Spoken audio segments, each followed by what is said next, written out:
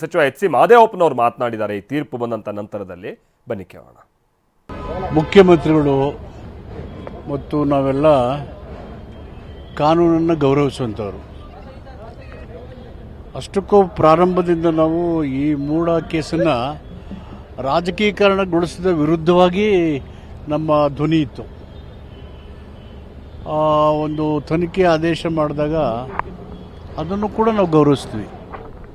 ತನಿಖೆಗೆ ಆದೇಶ ಮಾಡ್ತಾ ಇತ್ತು Gaurav, because we are law binding citizen and we respect law. ಮತ್ತು ಈಗ ಹೈಕೋರ್ಟು ಎಲ್ಲ ವಿಷಯಗಳನ್ನು ಪರಾಮರ್ಶಿಸಿ CBI ತನಿಖೆ ಕೋರಿಕೆಯನ್ನು ವಜಾಗೊಳಿಸಿದೆ. ಸೊ ಅದು ಕಾನೂನು ತೆಗೆದುಕೊಂಡ ತೀರ್ಮಾನವನ್ನು ನಮಗೆ ವಿರುದ್ಧವಾಗಿದ್ದವು ನಾವು ಗೌರವಿಸಿದ್ದೀವಿ, ಈಗಲೂ ಕೂಡ ಗೌರವಿಸ್ತೀವಿ. ಅದ್ರ ಬಗ್ಗೆ ನಂಬಿಕೆ ಇದೆ.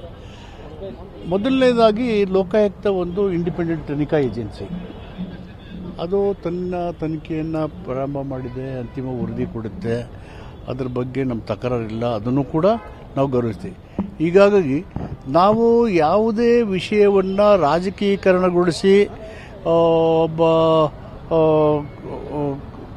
ರಾಜ್ಯದ ಅತ್ಯಂತ ಉನ್ನತ ಸ್ಥಾನದಲ್ಲಿರ್ತಕ್ಕಂಥ ಮುಖ್ಯಮಂತ್ರಿಗಳನ್ನು ಅವರ ವ್ಯಕ್ತಿ ಮತ್ತು ಘನತೆಯನ್ನು ಹಾಳು ಮಾಡಿ ಚಾರಿತ್ರ್ಯಹರಣ ಮಾಡ್ತಕ್ಕಂಥ, ಮುಖಕ್ಕೆ ಬಳಸ್ತಕ್ಕಂಥ ರಾಜಕೀಯ ಉದ್ದೇಶಗಳನ್ನು ವಿರೋಧ ಮಾಡ್ತೀವಿ. ಕಾನೂನನ್ನು ಗೌರವಿಸ್ತೀವಿ.